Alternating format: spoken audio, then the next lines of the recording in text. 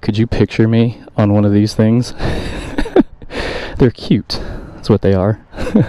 What's up, guys? It's me, Eric B, and welcome back to the channel. And yes, I am back at Flip My Cycle here in Fayetteville, North Carolina. So if you've seen some of my previous videos, I used to do a lot of first ride and reviews for these guys back in the day, you know, when I first started getting into it. And they have moved locations. They have way more inventory now. You see some of the slingshots sitting over there.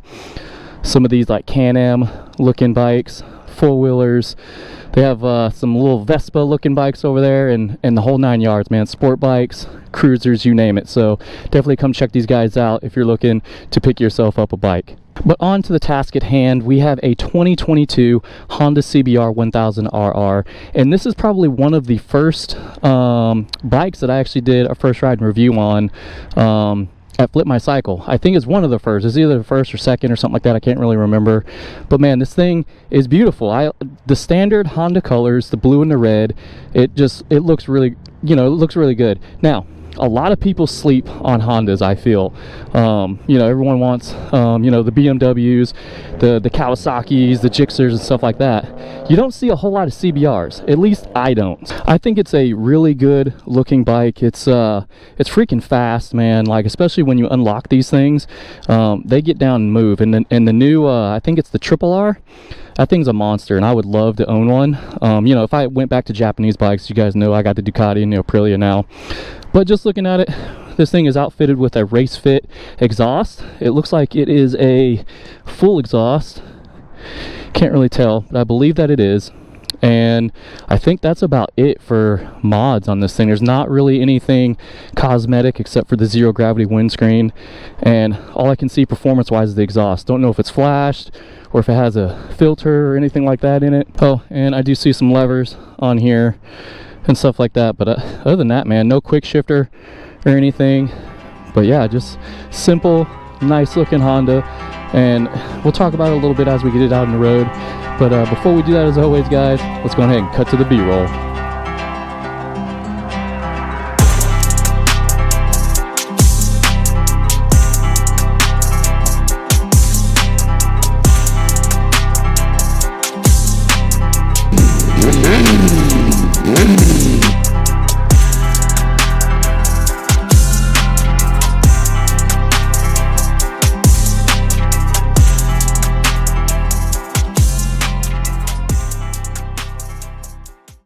Alright guys, let's get this party started. Let's see. She's not quite cold, so it's not really a cold start, if you will. Nice. Man, I really do like the dash. Everything is going digital now, which is nice. Oh yeah. Alright.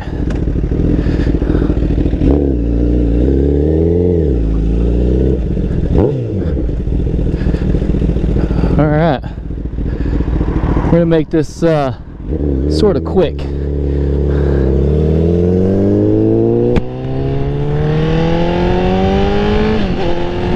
Because you guys have already seen, for those of you that's followed my channel for a while, you've already seen the first ride video that I did on this bike. And I'm just doing an updated video, so if you're new to the channel and you're just tuning in, this is for more of you that are looking to get this bike and just trying to, you know, get an average Joe's perspective on it.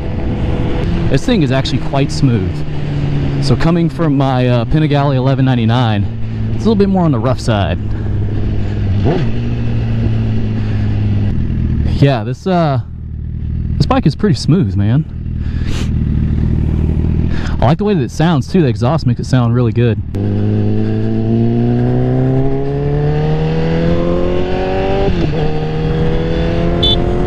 Oh, trying to turn the blinker off there. Alright, so far, initial impressions, because it's been a hot minute since I've been on one of these. The bike feels really smooth. Throttle is not too jerky or anything. It's pretty smooth as well. Shifting, this thing is pretty smooth. I think it can really benefit from a quick shifter on it. It's as far as like vibrations and stuff, not really too bad riding here in third gear. But the suspension feels pretty nice as well.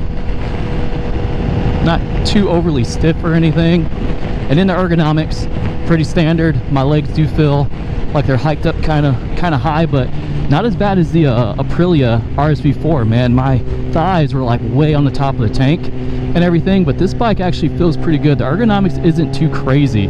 I think it's compared to like the big four, I think the Suzuki I can't even talk, the Suzuki Gixxer I think it's the most laid back of the sport bikes, then the Honda, and then, you know, you get on the Yamahas and stuff and they're really aggressive.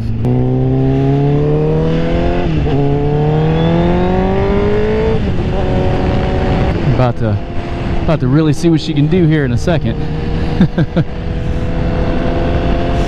It's been a while since I've been on these roads, man, trying to figure out and remember where everything was at.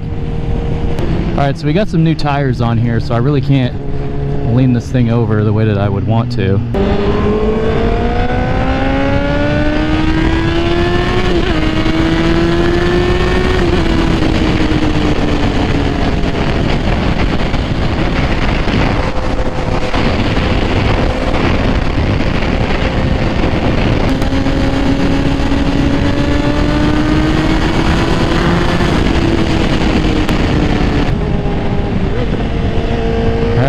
Second gear.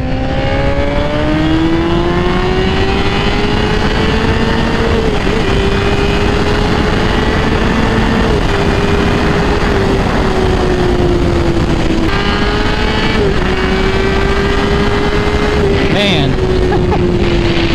it's so crazy when you get used to having a quick shifter that trying to shift is like weird again. I don't know, trying to get used to it. Alright, so the power on this, if you weren't already tracking, is somewhere in the neighborhood of 180 horsepower. I think it's like 183 or something like that, 186. And with about 80 something foot-pounds of torque, if I'm not mistaken.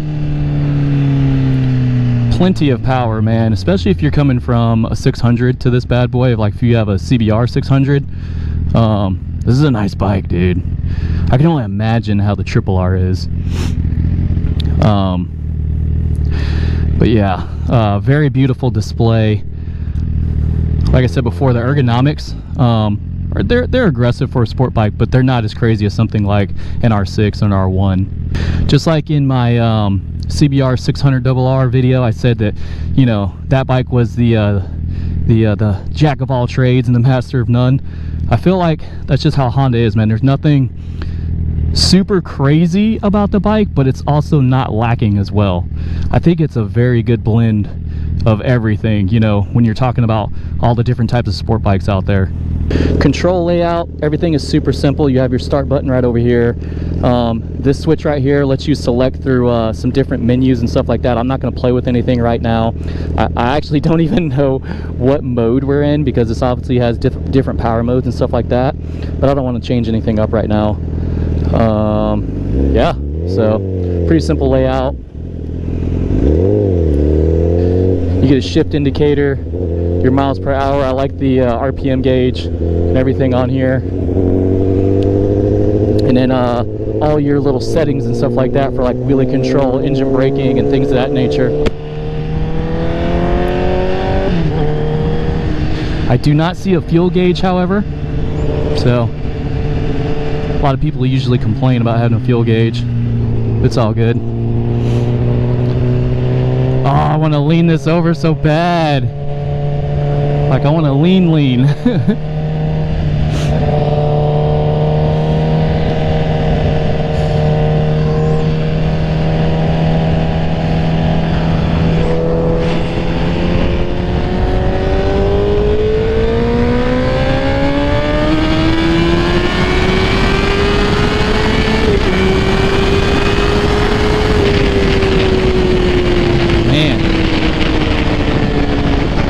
Alright, let's talk a little bit more about the bike. So we got Showa forks up front. Not real sure what the rear shock is. But like I said before, man, the suspension feels really nice on this bike for, you know, set up for the street and everything.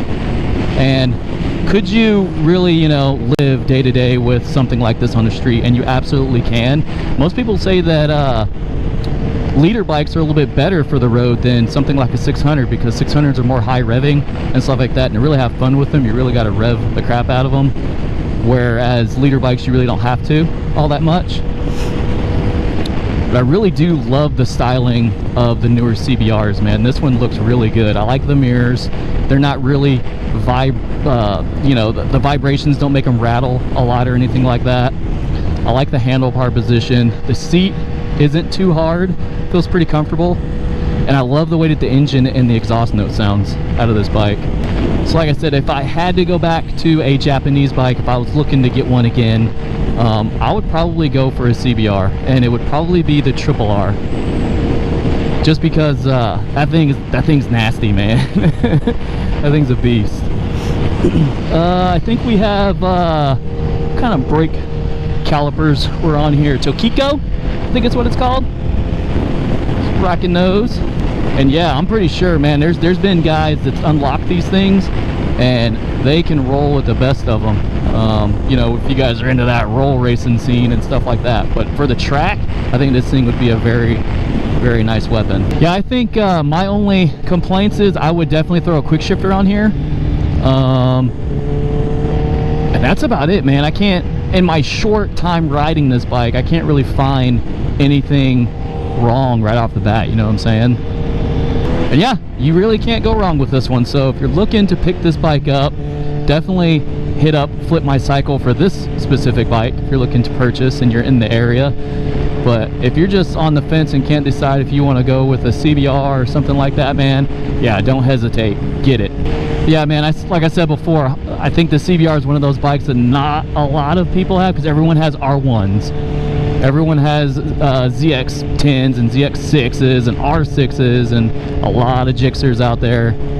But I don't see a whole bunch of CBR 600s or 1000RRs. So I think it's a very nice bike.